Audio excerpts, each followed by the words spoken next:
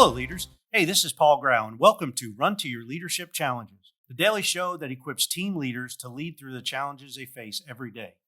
So today, I want to continue our talk about leadership priorities because I know I've struggled with this, and I actually still do in some areas of my life. And I know that you may struggle with these priorities in some areas as well, or you know somebody that does. Now, before I begin, I want to remind you about the free 42-day trial period that you can get in the current online community for leaders right now. Click on the link in today's show notes or email me at paul@clcteam.com and I'll send you more information. So today, I want to share something that I know many people use, and that is to plan out their day, either the night before, maybe right before you leave work, or first thing in the morning, even before you get to work sometimes. Far too often, my schedule becomes so cluttered that once I get down in the office, that it's like beating off a pack of wild dogs just to see what I need to do. I mean, sometimes it just never ends. However, we can either let our calendar and our phone and our email take control of us, or we can take control of it. We can control our schedule. By filling in a daily schedule ahead of time, you could take back some of that control, or at least have the illusion of getting back some control, right? And, you can mentally prepare for everything that is on your agenda for the day. You can even attempt to plan out the entire week ahead of time on either Friday afternoon, right before you leave work, or maybe Sunday evening, or maybe first thing in the morning, Monday morning. Like as soon as you get up, before you leave your house, or as soon as you get to work. I've heard people do a combo of these things, and some people can't do it at all at the end of the day because, let's face it, at the end of the day or the end of the week, many of us have one thing in mind, and that's getting the heck out of work, right?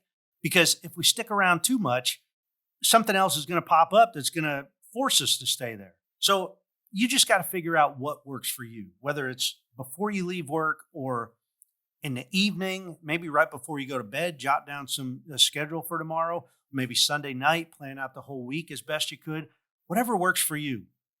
And once you have the day or the week scheduled out, the next step is very important because the next step is to execute on the plan as best as you can.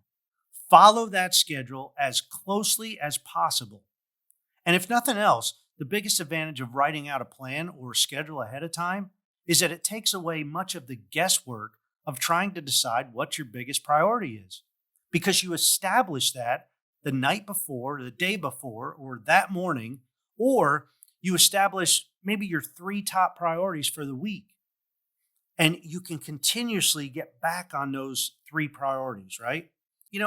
I remember back when Jen and I were stationed in Okinawa, and we got dive certified, right? We got our diving certification. Man, the waters were awesome over there. And when we were going through the training, one of the primary things that the instructor just kept on repeating was the importance of planning our dive and then diving our plan.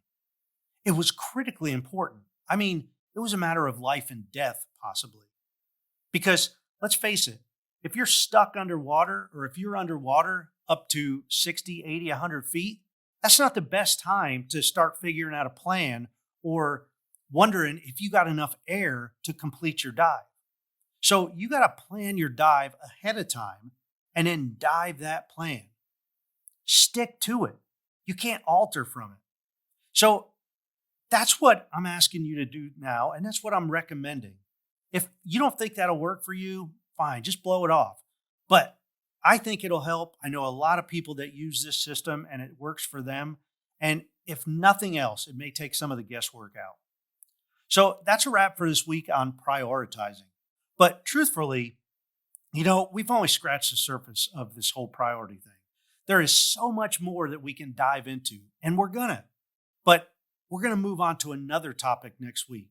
And we're actually going to kick off that new topic tomorrow. And the new topic is going to be ownership. We'll talk about the importance of ownership at home and how you can instill ownership in your kids on the weekend edition tomorrow. So hope to see you there. Hey, That's it for today, but don't forget to check out the free 42-day trial offer on the community for leaders. This is one heck of a deal, and I don't want you to miss out on this. No strings attached. So click on the show notes or email me at paul@clcteam.com. Hey, have a great rest of your day. And until tomorrow, run to your challenges.